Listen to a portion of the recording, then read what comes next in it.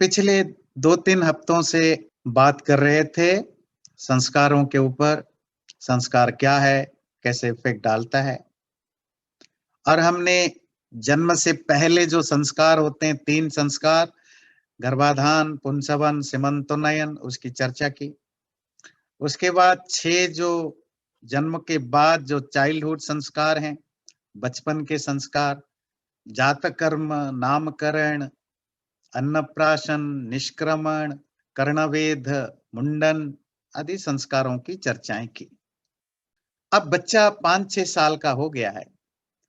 अब वो स्कूल जाएगा, पढ़ाई-लिखाई करेगा।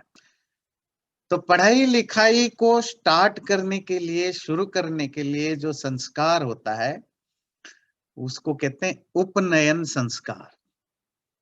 वैसे पढ़ाई-लिखाई से रिलेटेड 3 संस्कार हैं।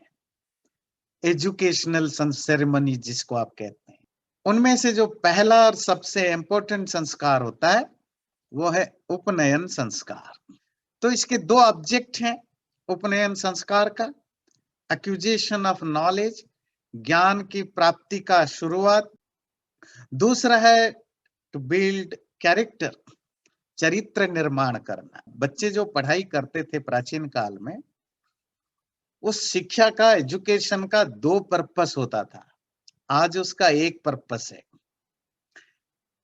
दोनों पर्पस में से पहला पर्पस था कि ज्ञान पाना, डेफिनेटली अपने आप को एजुकेट करना। दूसरा था अपने कैरेक्टर को बिल्ड करना। ये दोनों शिक्षा का मूल उद्देश्य होता था, जो प्राचीन काल में उसको फॉलो किया जाता था। और शिक्षा में एंट्री पाने के लिए, जैसे आजकल आप एडमिशन लेते हैं, स्कूल जाते हैं, एडमिशन लेते हैं। एडमिशन लेने के बाद फिर वहां आपका बच्चों का, पेरेंट्स की ओरिएंटेशन होता है। प्राचीन काल में भी यही सब होता था, पर अपने स्टाइल में होता था। उसको हम कहते थे उपनयन संस्कार, एक तरह का एडमिशन, इनिशिएशन। और जब बच्चे का एडमिशन हो जाए, वो स्कूल जाता था। प्राचीन काल में स्कूल सिस्टम का अलग स्वरूप था। वो रेजिडेंशियल स्कूल होता था। गुरुकुल में, गुरुकुल का अर्थ होता है गुरु का कुल, अपने टीचर का अपना घर। जो शहरों से, गांव से लोग जहां रहते हैं, वहां से काफी दूर, जंगल में दूर होता था, जिससे कि चारों तरफ का वातावरण आम लोगों से दूर रहे, उनसे बच्चे इन्फ्लुएंस्ड ना हो, किसी भी तरह का socially, family wise, emotionally, culturally कोई इम्पैक्ट ना पड़े। और गुरु के पास रह करके, या जो गुरु का आश्रम होता था गुरुकुल, वहीं रह करके बच्चे पढ़ाई लिखाई करते थे। जब तक उनकी पढ़ाई लिखाई पूरी नहीं होती थी, 10 साल, 12 साल, 24 साल, है ना, बहुत सारे बच्चे तो 24 साल, 28 साल तक, 48 साल तक भी वहां रह करके पढ़ाई लिखाई करते रहते थे। तो उसके अलग अलग लेवल है, बिल्कुल वैसे जैसे आजकल भी है।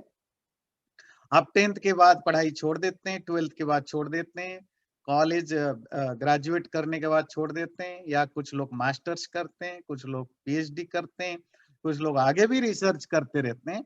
बिल्कुल सेम पैटर्न पहले जमाने में भी होता था, उसका स्वरूप अलग होता था। तो वो जो गेट है, दरवाजा है एंट्री करने का स्कूल का, उसे हम उपनयन संस्कार कहते थे। वो भी सेलिब्रेट करने का दिन है, क्योंकि बच्चा पहली बार पढ़ाई लिखाई करने के लिए जाएगा। दैट सेलिब्रेशन, वो जो उत्सव है, उसको हम उपनयन कहते थे। उपनयन का अर्थ क्या है? उपनयन का सिंपल मीनिंग है, उप मतलब पास, नियर, नयन मतलब ले जाना। बच्चे को किसी के पास ले जाने का नाम उपनयन संस्कार है। किसके पास ले जाना? गुरुकुल के पास ले जाना, गुरु के पास ले जाना। उस ले जाने के लिए घर में जो सेलिब्रेशन होता है, उसी को हम उपनयन संस्कार कहते हैं। अच्छा, जब आपका उपनयन संस्कार होता है, तो आपको एक सैक्रेड थ्रेड मिलता है, जनेऊ हिंदी में बोलते हैं उसको, शास्त्रों में बोलते हैं उपवीत और यज्ञोपवीत। उस यज्ञोपवीत से जनेऊ शब्द बना। वो जो जनेऊ है, वो जनेऊ क्या चीज है? वो आइडेंटिफिकेशन है। आजकल आप स्कूल जाते हैं ना, आपके बच्चे तो यूनिफॉर्म पहनते हैं और एक आइडेंटिटी कार्ड लगाते हैं। वो प्राचीन काल में वो आइडेंटिटी कार्ड होता था, ये धागा उपवीत। तो जिसके गले में वो उपवीत है, उसका दो मीनिंग है, या तो ये पढ़ा लिखा है या ये पढ़ रहा है।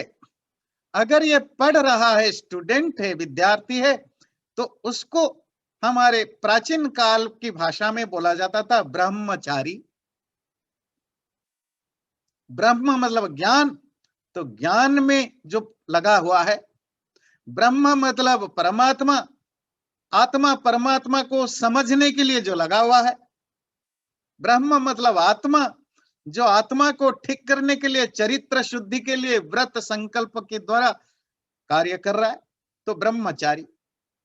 तो अगर आपके गले में जनेऊ है, या तो आप ब्रह्मचारी हो, पढ़ लिख रहे हो। अगर आपकी पढ़ाई लिखाई पूरी हो गई है तो भी जनेऊ है, तो आप पढ़े लिखे हो, एजुकेटेड हो। प्राचीन काल में एजुकेटेड व्यक्ति का नाम होता था द्विज। ध्यान दीजिए, शब्द द्विज। ये द्विज, लास्ट में देखिए द्विज है, ट्वाइस बर्न। ये द्विज का अर्थ होता है जिसका दोबारा जन्म हुआ है। ये ध्यान रखिए, ये द्विज शब्द बहुत महत्वपूर्ण है।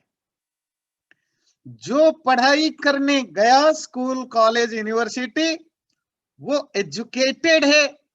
पहले जमाने में उसको द्विज कहा जाता था, दोबारा जन्म हुआ। एक मां के पेट से पैदा होता है, गंदा, अनएजुकेटेड, अनकल्चर्ड, अनसिविलाइज्ड। क्योंकि बच्चा तो बच्चा है, अबोध है। एक पशु का बच्चा और इंसान के बच्चे में ज्यादा फर्क थोड़ा ही होता है, पर इंसान के बच्चे में पोटेंशियल होता है, वो अपने आप को ग्रो कर सकता है। वो जो ग्रो करने के लिए जो हम उसको फैसिलिटेट करते हैं, उसको हम शिक्षा, एजुकेशन कहते हैं। तो बच्चा जब पढ़ लिख लेता है तो वो अब वैसा नहीं होता है जैसे मां के पेट से पैदा हुआ, बिल्कुल इग्नोरेंट, दुनियादारी का कुछ पता नहीं।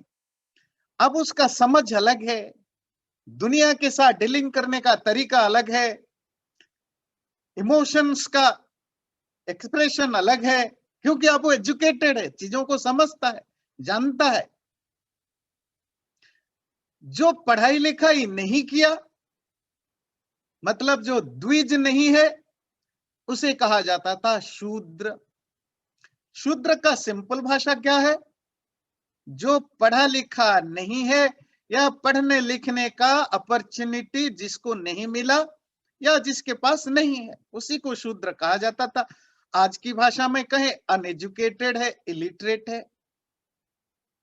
और वो एजुकेशन में स्किल भी आता है, नॉलेज भी आता है, और कैरेक्टर बिल्डिंग भी आता है। जिसके पास कुछ भी नहीं, वो शूद्र कहलाए। ध्यान दीजिए, ये जो उपनयन संस्कार का सिर्फ पढ़ाई से लेन देन नहीं, ये कैसे पूरा का पूरा प्राचीन काल में जो सोशल स्ट्रक्चर था, उसका भी ये सबसे कनेक्टिंग पॉइंट है, सबसे सेंट्रल पॉइंट है।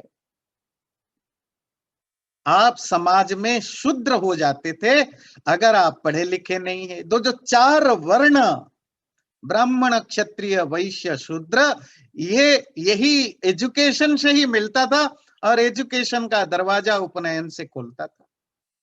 इसीलिए ये उपनयन संस्कार सबसे महत्वपूर्ण संस्कार है।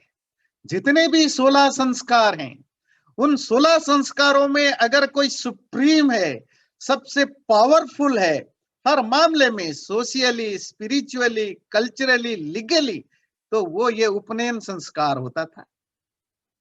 इसीलिए इसको आप ध्यान से ठीक से सुनिएगा, क्योंकि हजार हजार वर्षों तक ये न केवल इंडियन कॉन्टिनेंट में लोगों के लाइफ में स्पिरिचुअली और एजुकेशनली इंपैक्ट डाला, पूरा जो सोशल जो स्ट्रक्चर है, जो सामाजिक ताना बाना है, वो इस उपनयन संस्कार के द्वारा ही डिसाइडेड होता रहा।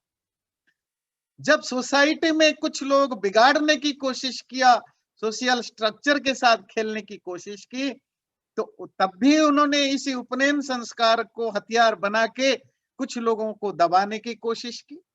स्त्री और शूद्रों को, कुछ लोगों को पढ़ने लिखने का अधिकार बैन कर दिया, क्योंकि तुम एक पर्टिकुलर माँ बाप से पैदा हुए हो तो तुम्हारे जनेऊ संस्कार नहीं हो सकता, या तुम एक पर्टिकुलर जेंडर से बिलोंग करते हो, स्त्री हो। जब स्त्री और शूद्रों को दबाने का काम आया तो उनसे पढ़ाई लिखाई का हथियार छीन लिया, और उसके लिए क्या जरूरत थी? उपनयन संस्कार बंद करवा दो। समझ सकते हैं कितना पावरफुल था ये उपनयन संस्कार। आज भी जो इंडियन सोसाइटी में, भारतीय समाज में, न केवल हिंदू समाज, आज तो भारत में अलग अलग रिलीजन के लोग रहते हैं।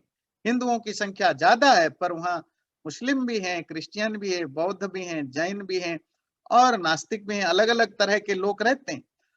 मजेदार बात क्या है कि कोई भी रिलीजन का लोग भारत में रहता हो, वो सब जगह इस उपनयन संस्कार का इम्पैक्ट आज भी दिखता है। जो सोशल स्ट्रक्चर, वर्ण व्यवस्था, जिसको उपनयन संस्कार को मीडियम बना करके अच्छा बनाने की कोशिश की जाती थी, इसी उपनयन संस्कार के द्वारा जो सोशल स्ट्रक्चर में चेंजेस हुआ, उसका इम्पैक्ट आज भी मॉडर्न भारत में, आधुनिक भारत में, न केवल हिंदू समाज पर, सभी समाजों पर दिखता है। तो आप समझ सकते हैं कितना इंपॉर्टेंट ये संस्कार है। इसीलिए इसको ठीक से समझने की जरूरत है। आज हम सिर्फ एक ही संस्कार पर बात करेंगे। तो उपनयन संस्कार का अर्थ हुआ जब शिष्य व बच्चा पढ़ाई लिखाई के लायक हो जाता है, अब वो गुरु के पास जाएगा उसका संस्कार हो करके। अथर्ववेद में बड़ा सुंदर मंत्र आता है, आचार्य उपनयमानो ब्रह्मचारिणं कृणुते गर्भमन्तः तं रात्रिस्तिस्र उदरे बिभर्ति तं जातं द्रष्टुमभिसंयन्ति देवाः। अथर्ववेद का ये बड़ा सुंदर मंत्र, ये जो द्विज बनने का जो प्रोसेस है, एजुकेटेड होने का जो प्रोसेस है, उसको बड़े सुंदर अलंकारिक भाषा में, अलंकारिक समझते हैं, बड़े एनालॉजिकल वे में बात करने की कोशिश करता है। कहते हैं आचार्य उस ब्रह्मचारी को, ब्रह्मचारी शब्द ध्यान रखिए, जिसको आज की भाषा में आप स्टूडेंट या विद्यार्थी कहते हैं, उस विद्यार्थी को इनिशिएट करके, मतलब उपनयन संस्कार करके अपने गर्भ में 3 दिन तक रखता है। जैसे माँ अपने गर्भ में बच्चे को बहुत केयरफुली पालती है, केयर करती है, इसी तरह आचार्य, गुरु, टीचर अपने उस उपनयन संस्कार के द्वारा दीक्षित हुआ बच्चे को अपने गर्भ में रखता है, और जब गर्भ से निकालता है उस बच्चे को, तो सारे देवताएं, ज्ञानी, विद्वान, ऋषि, मुनि उसको प्रशंसा करते हैं, उसको देखने के लिए आते हैं, उसको आशीर्वाद देते हैं। क्या मतलब है इसका? बड़ा खूबसूरत भाव है। आपका बच्चा, माँ के पेट से पैदा हुआ बच्चा, अगर पढ़ा लिखा नहीं, अनपढ़ है, कोई स्किल नहीं, कोई कैरेक्टर नहीं, कोई सिविलाइज्ड बिहेवियर नहीं, कोई कल्चर नहीं, तो कैसा होगा? वही बच्चा जब गया स्कूल, कॉलेज, यूनिवर्सिटी से पढ़ लिख करके आता है, तो एक दूसरे रूप में आता है। तो सारे ज्ञानी, विद्वान, देवता खुश होते हैं। इस मंत्र से आप समझ सकते हैं जो प्राचीन भारत में हम लोगों का, हमारे पूर्वजों का एजुकेशन के प्रति, ज्ञान पाने के प्रति कितना ललक था और कितना ऊंचा स्थान था, वो आप उपनयन संस्कार के द्वारा समझेंगे। आचार्य उसको, आचार्य मतलब टीचर है। आजकल तो आचार्य नहीं रहे, आप तो स्कूल, कॉलेज, यूनिवर्सिटीज हो गए, तो आप टीचर, प्रोफेसर जो भी कह सकते हैं, पर सिस्टम भी बदल गया। टीचर, प्रोफेसर तो एक थोड़ी टाइम के लिए सिर्फ पढ़ा करके आ जाते हैं, जो टेक्स्ट बुक्स प्रिस्क्राइब्ड है वो पढ़ा करके आ जाते हैं। प्राचीन काल में टीचर सिर्फ पढ़ाता नहीं था, वो पढ़ाता भी था, ग्रंथों को भी पढ़ाता था, बुक्स भी पढ़ाता था, उसकी चरित्र, कैरेक्टर भी ठीक करता था, उसके अंदर ओवरऑल जो पर्सनालिटी डेवलपमेंट है, खाना पीना, रहना, सोना, खेलना, कूदना, व्यवहार, सब कुछ टीचर के द्वारा होता था, क्योंकि रहता था टीचर के पास। इसीलिए प्राचीन काल में गुरुओं का बड़ा महत्व था, माँ बाप से भी ज्यादा। माँ बाप तो 5-6 साल तक पालते थे और टीचर तो जो आचार्य है वो तो मिनिमम 12 साल से लेकर 48 साल तक पालता था, केवल पढ़ाई लिखाई नहीं कराता था। और जब बच्चा गुरुकुल से निकलता था तो तेजस्वी, विद्वान, ज्ञानी, यूजफुल सोसाइटी के लिए निकलता था। वो हम डिस्कस करेंगे अगले संस्कार में। समावर्तन संस्कार, जब ग्रेजुएशन संस्कार होता था, वो कितना एलाबोरेटेड होता था कि बच्चा पढ़ लिख करके आया है, कितना उसको रिस्पेक्ट मिलता था। अब हम आते हैं उपनयन संस्कार क्या है, कैसे होता है, उसको समझने के लिए। उसकी टाइमिंग क्या है, किस एज में बच्चे का पढ़ाई लिखाई के लिए भेजा जाता था। तो जितने भी हमारे गृह सूत्र हैं, धर्म सूत्र हैं या स्मृति शास्त्र हैं, उनमें ऑलमोस्ट सेम राय है। आपको पहले भी बताया संस्कारों के बारे में, अलग अलग जो राइटर्स हैं, ऑथर्स हैं, उनके अलग अलग व्यू पॉइंट्स होते हैं। इस मामले में गर्भ से या जन्म से 8वें साल में ब्राह्मण घर के बच्चे का, क्षत्रिय घर के बच्चे का 11 साल में, वैश्य घर के बच्चे का 12 साल में शुरू करना चाहिए। और अगर किसी कारण से नहीं हो पाता है, उसकी फ्लेक्सिबिलिटी होती है, तो ब्राह्मण घर का बच्चा मैक्सिमम 16 साल तक उपनयन कर ले, क्षत्रिय का बच्चा मैक्सिमम 22 साल तक अपना उपनयन संस्कार कर दे, वैश्य घर को मैक्सिमम टाइम 24 साल तक उपनयन संस्कार करने का व्यवस्था की गई। मतलब ब्राह्मण घर के बच्चे को जल्दी, क्षत्रियो को थोड़ा और लेट, वैश्य को क्यों लेट, उसके पीछे उस समय का सोशल स्ट्रक्चर काम करता था। गुरुकुल में पढ़ाने वाले ब्राह्मण जो ज्ञानी होते हैं, उन्हीं को ब्राह्मण कहा जाता था। तो सारे आचार्य तो ब्राह्मण है, आचार्य होने का मतलब ही ब्राह्मण है। तो आचार्यों के जो पुत्र संतान होते थे, उनको तो वैसे ही घर के माहौल होता है, प्रोफेसर के बच्चे को या डॉक्टर के घर में बच्चे होते हैं, एक्टर के घर में जो बच्चे होते हैं, उनको तो पैदाइशी उन सब चीज का माहौल मिला हुआ होता है। तो बच्चा ऑलरेडी मेंटली, फिजिकली, हर मामले में जो ब्राह्मण घर का बच्चा प्रिपेयर रहता है, क्योंकि उसके घर में माहौल पढ़ना पढ़ाने का रहता है और गुरुकुल में खुद रहता है, क्योंकि उसके माँ बाप गुरुकुल में रहते हैं, वो गुरुकुल के पढ़ाने लिखाने वाले होते हैं, तो बच्चे ऑलरेडी प्रिपेयर रहता है। तो इसीलिए उसको जल्दी शुरू करने में कोई प्रॉब्लम है। बाकी क्षत्रिय और वैश्य उनके कर्मों के हिसाब से, काम के हिसाब से, प्रोफेशन के हिसाब से उनको चूज किया जाता था। इसमें और एक चीज ध्यान रखिए, प्राचीन काल में जो डेट ऑफ बर्थ है वो 2 तरह से होते थे। हम अलग अलग कॉन्टेक्स्ट में इस पर डिस्कशन कर चुके हैं। जन्म से मतलब जब बच्चा माँ के पेट से पैदा होता है, वो जो टाइमिंग है उससे ईयर काउंट होता था, एज। या गर्भ से, मतलब बच्चा जब पहली बार गर्भ में आया, उससे भी आप काउंट कर सकते हैं उसको कितने साल का हुआ। क्योंकि फिलोसॉफिकली और प्रैक्टिकली हमारा एग्जिस्टेंस गर्भ के पहले दिन से, कंसेप्शन से ही शुरू हो जाता है।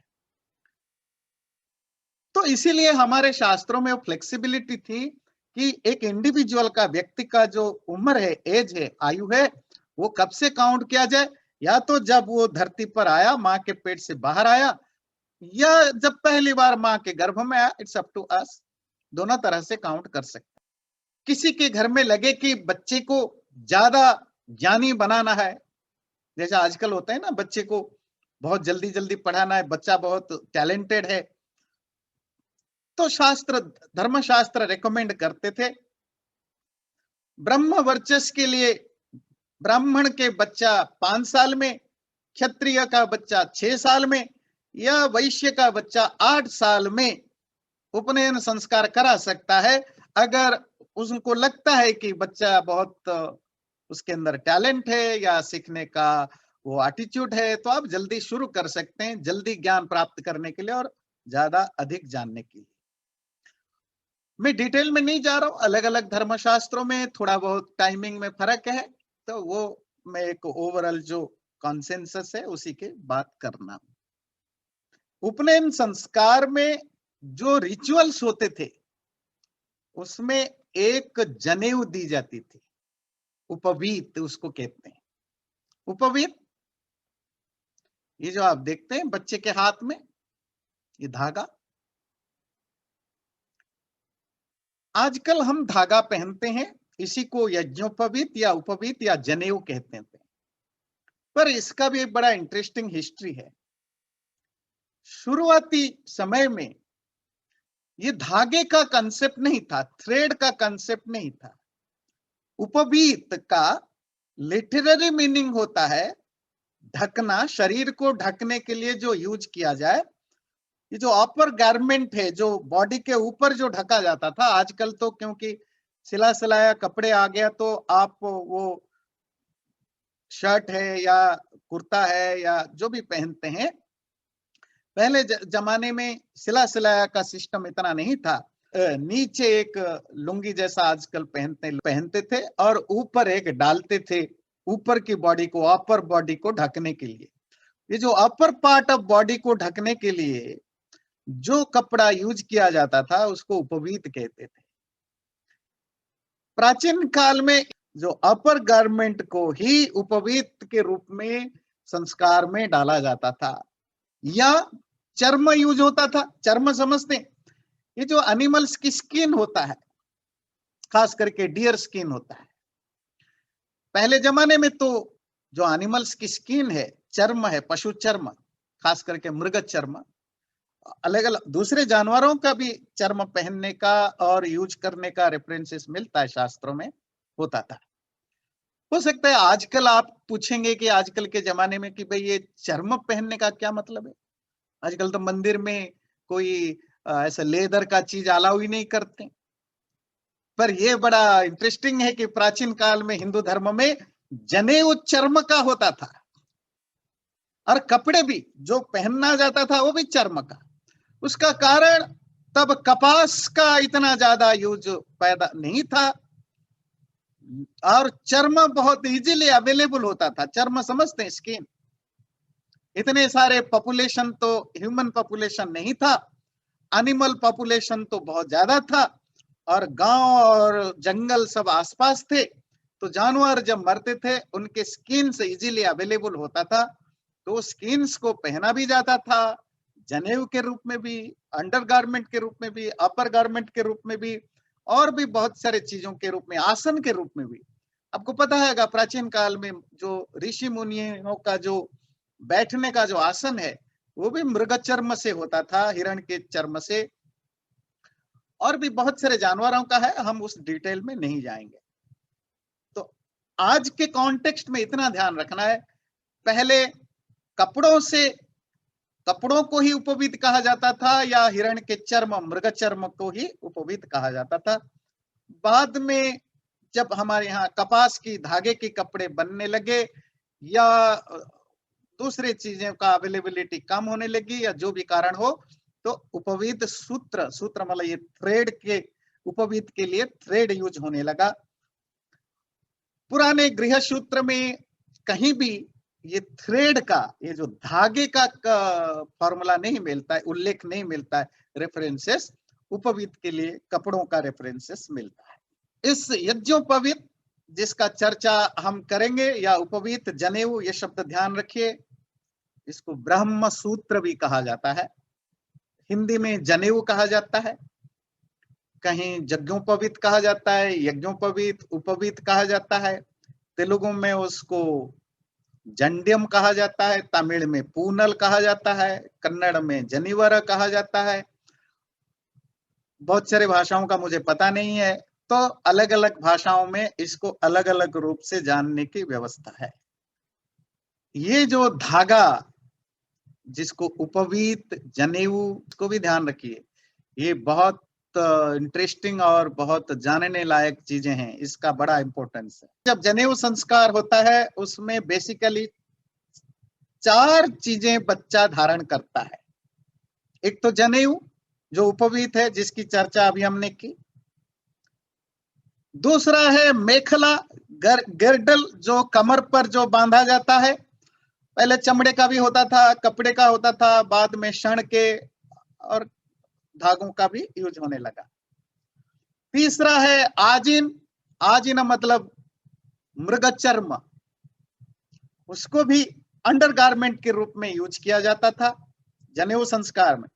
और दंड, दंड समझते हैं, डंडा, स्टाफ, ये 4 चीजों का बहुत महत्व होता था उपनयन संस्कार में पहनने के लिए। जैसे कि मैंने आपको कहा, उपवीत शब्द को याद रखिए, जनेऊ शब्द को, क्योंकि इसका इंपॉर्टेंस क्या है वो जानना बहुत जरूरी है। क्यों जनेऊ पहना जाता था उपनयन संस्कार में? उपनयन संस्कार में जो जनेऊ पहना जाता था धागा के रूप में, वो 3 धागे के होते हैं, और 3 धागों का जो एक नॉट होता है, जो गांठ होता है, उसको ब्रह्म ग्रंथि कहते हैं। ये 3 धागे क्यों, अब ब्रह्म ग्रंथि क्यों, ये हर हिंदू को जानने की बहुत जरूरत है। क्योंकि हिंदू धर्म का जो भी कंसेप्ट है, फिलोसॉफिकल हो, रिचुअल हो, सोशल हो, सब इस 3 धागे और इस ब्रह्म ग्रंथि के द्वारा रेफर्ड होते हैं। इससे पहले 2-3 चीजें ध्यान रखिए। जो 3 धागा है, ये हर धागे में 3 फाइबर्स होते हैं, मतलब हर धागा और छोटे छोटे पतले 3 धागों से बनके बनता है। तो टोटल कितने हुए, मतलब 3 मेन धागे, और हर धागे में 3 फाइबर है, 9 हैं। और ये तो धागा हम डालते हैं, उसकी एक मेजर है, लंबाई है, इतनी ही होनी चाहिए, उससे ज्यादा नहीं। बाएं कंधे से लेकर कमर तक, जो बेली बटन नाभि तक होना चाहिए, उससे ऊपर उससे नीचे नहीं होना चाहिए। क्यों नहीं होना चाहिए, क्यों होना चाहिए, उसकी चर्चा हम करेंगे। ये जो 3 धागे हम डालते हैं, ये 3 धागा रिमाइंडर के रूप में यूज होता है कि तुम्हारे जीवन में 3 तरह के ऋण हैं। ऋण समझते हैं, कर्जा, डेब्ट्स हैं। तुम जब से पैदा हो, तुम्हारे लाइफ में 3 तरह के डेब्ट्स हैं। उन तीनों को कहते हैं ऋषि ऋण, पितृ ऋण और देव ऋण।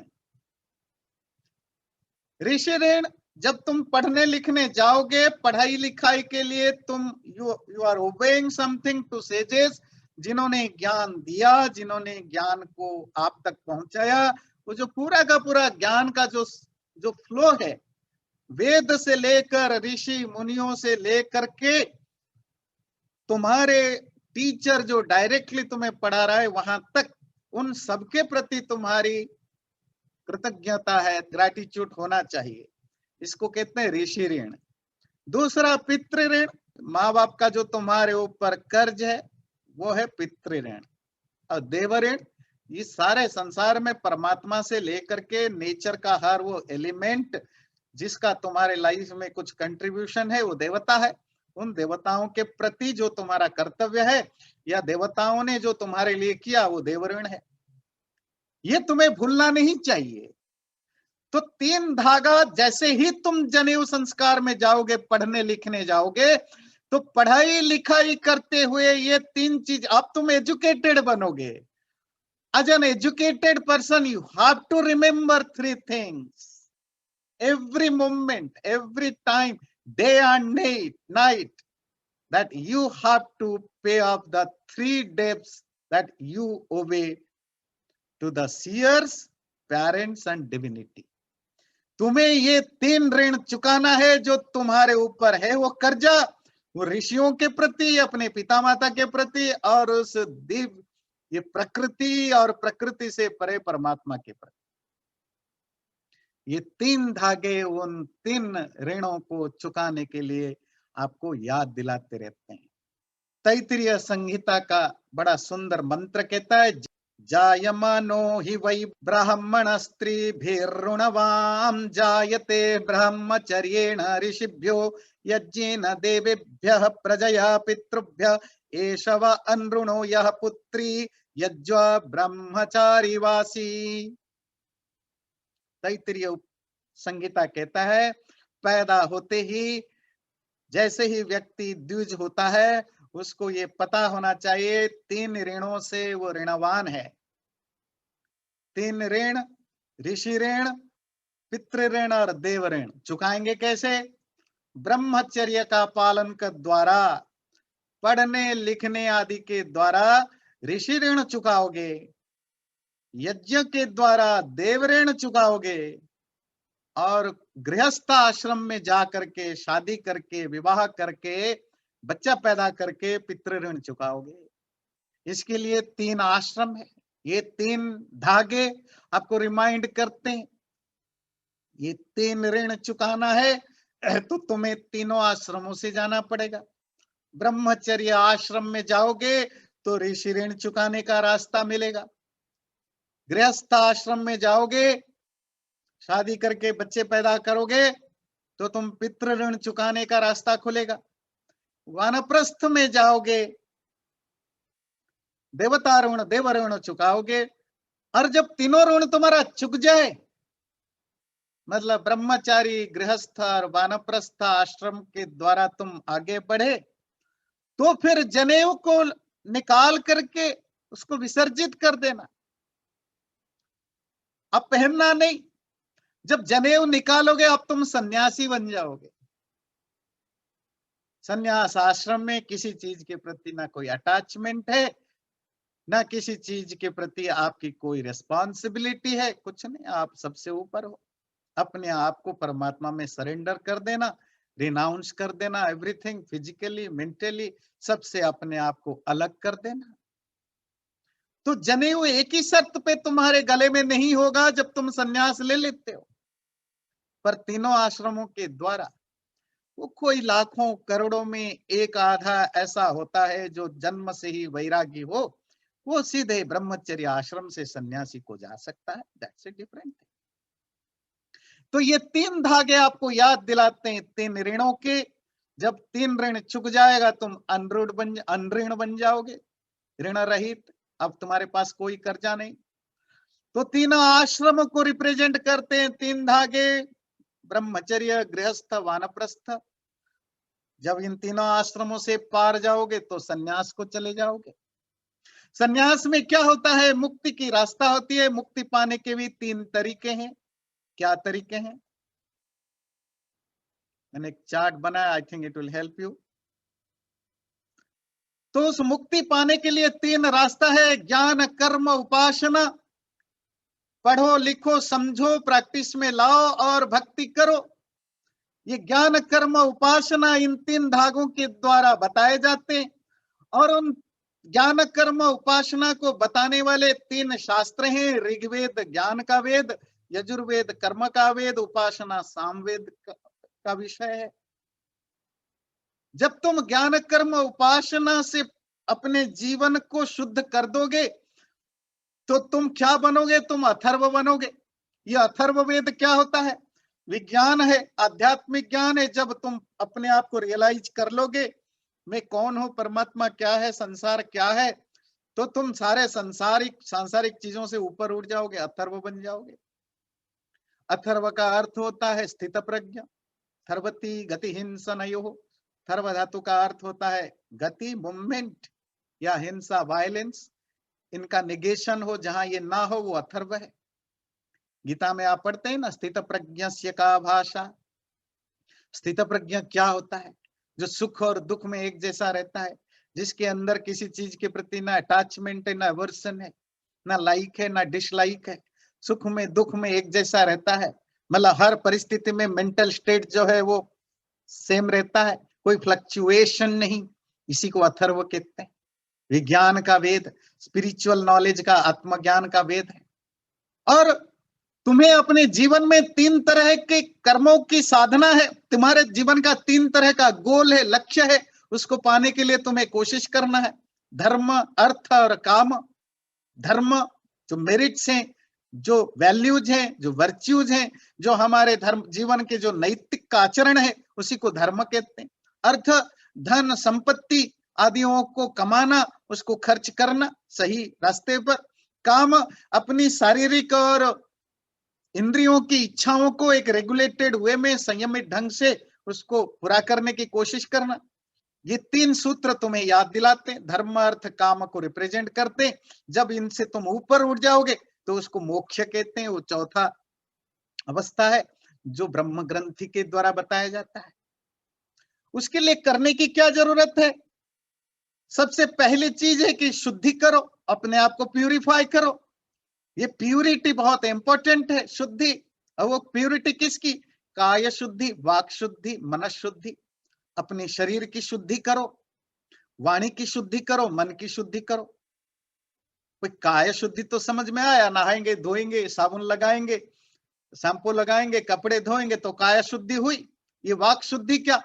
ठीक बोलो, जितना जानते हो उतना बोलो, गंदे शब्द मत बोलो, मेजर्ड वे में बोलो, किसी को कष्ट न हो ऐसा बोलो। मन शुद्धि क्या है? मन को साफ रखना, ईर्ष्या, द्वेष, लालच, हिंसा, जेलेसी, इन सब चीजों से ऊपर उठो। मन को जितना ज्यादा से ज्यादा इन चीजों से दूर रखोगे उतना मन शुद्ध होगा। ये बेसिक चीजें हैं। मुख्य पाने का कारण क्या है? क्योंकि 3 तरह के दुख जीवन में है। इन 3 दुखों से छुटकारा पाने से ही मोक्ष मिलेगा। परमानंद की प्राप्ति, आधि भौतिक दुख जो सांसारिक चीजों के कारण से दुख होता है, आधि दैविक दुख जो नेचर के कारण होता है, जिसको आप कहते हैं नेचुरल कैलेमिटीज, प्राकृतिक आपदाओं के कारण।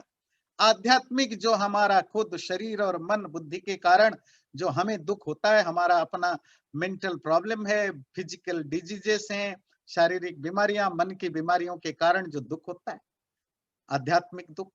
इन 3 दुखों से ऊपर उठोगे तो परमानंद को पाओगे, ब्रह्म ग्रंथि। तो इन 3 दुखों को भी बताने वाला ये 3 सूत्र होते हैं। तो इसके लिए तुम्हें जानना पड़ेगा तुम्हारी क्या एग्जिस्टेंस जो है वो कैसे फंक्शन करता है। तुम्हारे एग्जिस्टेंस में 3 तरह के स्टेजेस होते हैं। या तो तुम जगे हुए होते हो, या तुम सपनावस्था में होते हो, या सुषुप्ति गाढ़ नींद में होते हो। ये 3 धागे तुम्हारे 3 अवस्थाओं को बताते हैं। अगर तुम इससे ऊपर उठ जाओ, ब्रह्म ग्रंथि को पहुंच जाओ, ब्रह्म ग्रंथि को खोल देना, वो है तुरीय अवस्था, मोक्षावस्था, चतुर्थ अवस्था। खुद को जानने के साथ साथ संसार को भी जानोगे तो संसार के भी 3 ही अवस्थाएं हैं। सृष्टि, या तो वो सृष्टि अवस्था में होता है, संसार की जागृत अवस्था, या एग्जिस्टेंस में होता है, या प्रलय अवस्था में होता है। परमात्मा के बेसिकली 3 संसार से रिलेटेड काम है। या तो वो क्रिएशन कर रहा होता है, या इनको प्रिजर्व कर रहा होता है, या इनको डिसॉल्व कर रहा होता है। ये तीनों से ऊपर उठ जाओगे तो संसार की तुरीय अवस्था, जहां ये तीनों का कोई एक्टिविटीज नहीं होती है। ये 3 धागे ये भी याद दिलाते हैं तुम्हारे जीवन में जानने के लिए कि 3 चीजें जानना जरूरी है। 3 तत्व, ये 3 तत्व है प्रकृति, आत्मा, परमात्मा। ये तीनों नित्य है, इटर्नल है, एवर एग्जिस्टेंस है। प्रकृति ये मैटेरियल वर्ल्ड है, इसको भी ठीक ठीक समझना जरूरी है। आत्मा तुम कौन हो, तुम्हें भी खुद को समझना जरूरी है।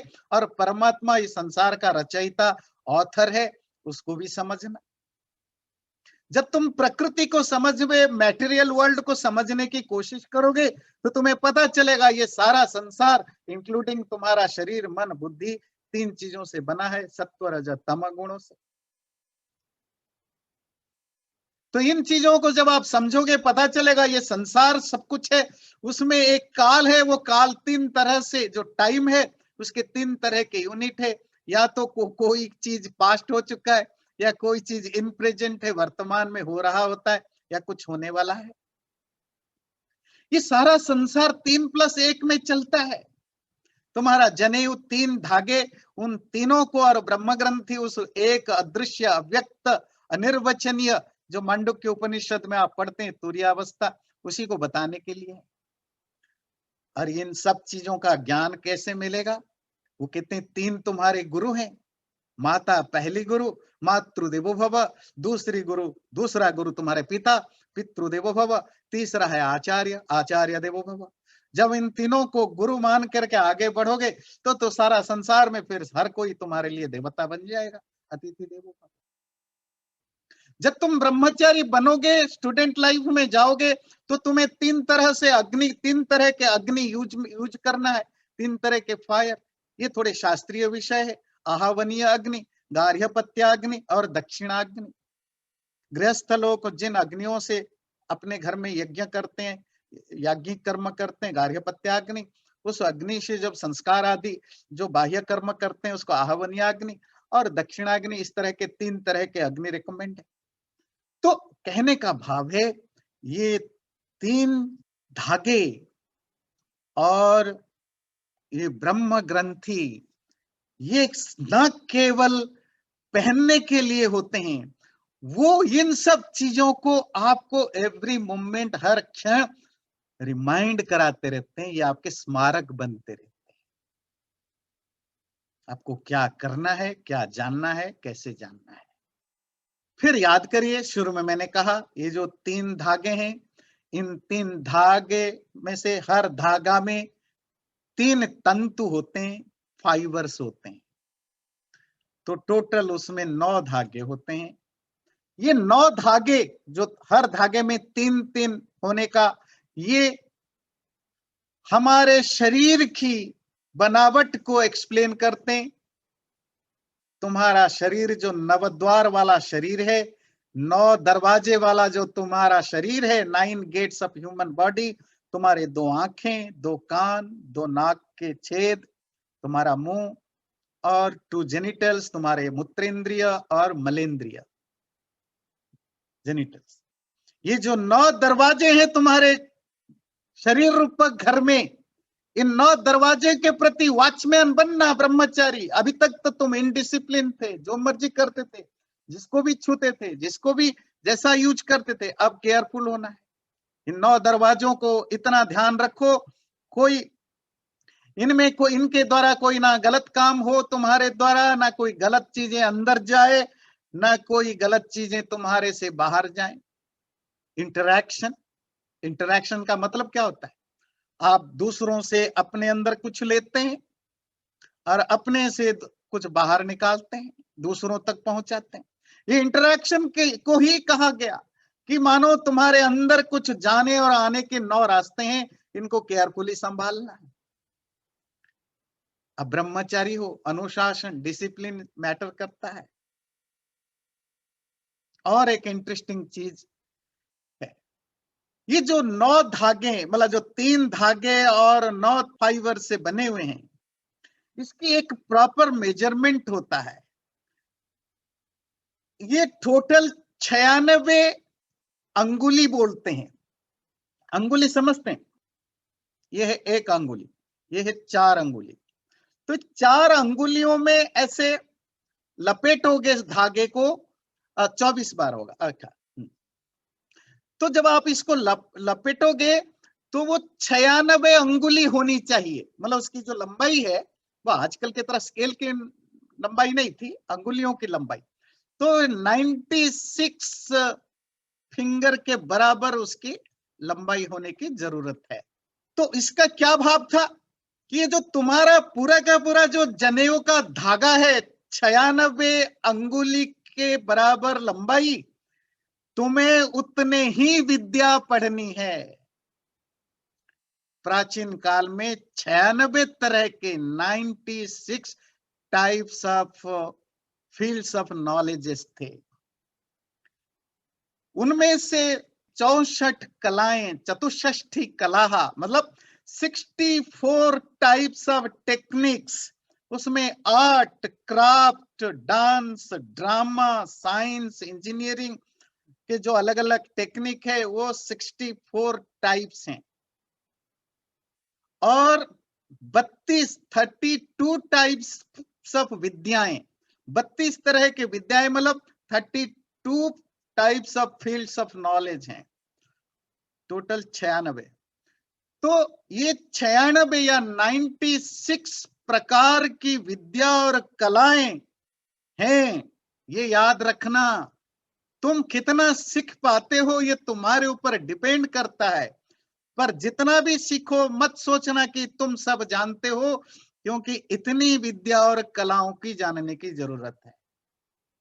आजकल 96 फील्ड ऑफ नॉलेज नहीं है, आजकल तो 9,000 तरह के भी आर्ट और नॉलेज के अलग अलग फील्ड बन चुके हैं। क्योंकि मनुष्य का ज्ञान का विकास होता जाता है, टेक्निकली भी हम एडवांस्ड होते जाते हैं। आर्ट्स में भी अलग अलग फील्ड्स बनते जाते हैं, पर आप उनको भी ध्यान रखिए। 5,000, 10,000, 15,000 साल पहले भी हम 96 टाइप्स ऑफ नॉलेज को पढ़ने के लिए रिकमेंड किया जाता था। उसमें केवल ज्ञान नहीं था, 62-64 तरह की तो कलाएं थी, 64 टाइप्स ऑफ टेक्निक्स, आर्ट्स थे, वो भी सीखने की जरूरत होती थी। और एक चीज इसका जो इम्पोर्टेंस है जनेऊ संस्कार का, ये जो जनेऊ पहना जाता है, ये बाएं कंधे से लेकर के, लेफ्ट शोल्डर से लेकर के, चेस्ट से होकर के राइट साइड के वेस्ट तक आना चाहिए, नाभि के बेली बटन तक आसपास आना चाहिए। मतलब बाएं कंधे से शुरू करके हार्ट को टच करता हुआ वेस्ट तक, कमर तक हो, उससे नीचे ना हो या उससे ऊपर ना हो, मतलब नाभि के आसपास वो रहे। इसका भी एक सिग्निफिकेंस है, ये भी उस ब्रह्मचारी को जानने की जरूरत है। ये जो जनेऊ तुम्हें दिया गया, इस प्रॉपर मेजरमेंट के साथ कंधे से लेकर कमर तक, इसका क्या भाव है? ये लेफ्ट शोल्डर जो है, बायां कंधा, हमारे यहाँ बोझ उठाने का प्रतीक है। बोझ उठाना समझते हैं, बियरिंग द रेस्पॉन्सिबिलिटी। जब आप भार उठाते हैं ना, कोई हेवी चीज उठाते हैं, मैन्युअली उठाते हैं, तो आप कंधे पर रखते हैं। ये जनेऊ कंधे पर डालने का मतलब, उस बच्चा, तुम अब 5 साल का, 6 साल का, 7 साल का, 8 साल का तो हो, तुम ये जो पढ़ने जा रहे हो, वो जब तुम एजुकेटेड बनोगे तो you have to be responsible. Responsible towards what? तुम अब एक रेस्पॉन्सिबल सिटीजन बनोगे, तुम्हारे फैमिली के लिए, तुम्हारे सोसाइटी के लिए, तुम्हारे देश के लिए, ओवरऑल ह्यूमैनिटी के लिए, और इस कॉस्मस के लिए। तुम जो कुछ भी पढ़ोगे, लिखोगे, समझोगे, जानोगे, इन सबके काम में आना चाहिए। ऐसा नहीं कि एटम बनाते बनाते एटम बम भी बना देना बर्बाद करने के लिए। एटम तो समझना, एटॉमिक एनर्जी को भी समझना, पर एटॉमिक बम नहीं बनाना। That's your responsibility. Don't misuse your intellect and knowledge to destroy something. Always do something to create something, not to destroy something. जो आजकल हम देखते हैं, अपने ज्ञान का, अपने इंटेलेक्ट का ऐसा यूज करते हैं कि दुनिया की बर्बादी करने के लिए भी हम कितने सारे ज्ञान को यूज करते हैं। तो दैट्स योर रेस्पॉन्सिबिलिटी। तुम्हारे लिए, तुम्हारे परिवार, समाज, देश, सबके प्रति तुम्हारी जो जिम्मेदारी है, उसको फील करना। और जनेऊ जब तुम्हारे बाएं कंधे से लेकर के सीने तक आता है, सीने में एक दिल भी है, उसको भी समझना, जहां इमोशंस हैं, और इमोशन के साथ ज्ञान को यूज करना। इस इमोशन में थोड़ा प्रेम और श्रद्धा को रखना। ज्ञान को पाते हुए, यूज करते समय इमोशनलेस मत बनना। आजकल हम देखते हैं इमोशनलेस साइंटिस्ट, इमोशनलेस इंजीनियर्स। होता क्या है? हम रोबोट बन जाते हैं, हम खूंखार जानवरों से बदतर बन जाते हैं, क्योंकि हम प्राणियों के, वो पशु हो, पक्षी हो, मनुष्य हो, उनकी दिल को नहीं समझ पाते हैं। तो अपने हार्ट को भी उस नॉलेज के साथ जोड़ना, श्रद्धा को, भक्ति को, दूसरों के प्रेम को, दूसरों के दुख को, दर्द को, खुशी को, इसको भी फील करते हुए अपने ज्ञान का यूज करना। और ये तुम्हारा धागा बाएं कंधे से लेकर दिल को छूता हुआ जब दाहिने कमर तक आए, ये दाहिना कमर कहते हैं संकल्प का प्रतीक है, डिटर्मिनेशन का प्रतीक है। कहते हैं ना हिंदी में, कमर बांध लो, कमर कस लो। कमर कसने का मतलब बी डिटरमाइंड, तैयार हो जाओ। ये कमर कसना एक प्राचीन काल की एक एक प्रोवर्ब है, एक फ्रेज है, बोलने की तरीका है। मतलब संकल्पित हो जाना, डिटर्मिनेशन के साथ करना। जो ज्ञान लेना चाहते हो, उस ज्ञान में भी डिटर्मिनेशन की जरूरत है, व्रत की, संकल्प की। और ज्ञान पाने के बाद जब तुम इसको यूज करोगे, तो भी ये डिटर्मिनेशन काम आएगा। आज टाइम हो चुका है, नेक्स्ट टाइम हम जानने की कोशिश करेंगे। जब उपनयन संस्कार होता है, उसमें ऐसी बहुत सारी विधियां होती हैं, वो भी कितना पावरफुल विधियां है। मैं बस और 1 मिनट लूंगा। ये जो डिटर्मिनेशन की बात आई व्रत की, तो ब्रह्मचारी जब उपनयन संस्कार हो रहा होता है, तो वो यज्ञ के समय 5 मंत्र बोलता है आहुति देते हुए कि मैं, और उसका हर मंत्र के आखिर में आता है इदमहम अनृतात् सत्यम उपेयिमी। ये जो मेरा व्रत है, जो संकल्प है, वो डिटर्मिनेशन है, उपनयन संस्कार में पढ़ते समय वो क्या होना चाहिए? मैं झूठ से सत्य की ओर जाऊंगा, इग्नोरेंस से नॉलेज की ओर जाऊंगा, मैं सच्चाई को जानूंगा, सच्चाई को एक्सेप्ट करूंगा और सच्चाई को बोलूंगा। बाकी हम अगले बार जानेंगे। इस उपनयन संस्कार के बाकी जो हिस्से हैं, उसके साथ एजुकेशनल सेरेमनीज के जो बाकी 2 संस्कार हैं, वेदारंभ और समावर्तन संस्कार, वो भी हम अगले बार जानेंगे। अपने ध्यान से सुना, बहुत बहुत धन्यवाद। यहीं रखते हैं, नमस्ते। चैनल को सब्सक्राइब जरूर करें और वीडियो अच्छा लगे लाइक भी जरूर करें।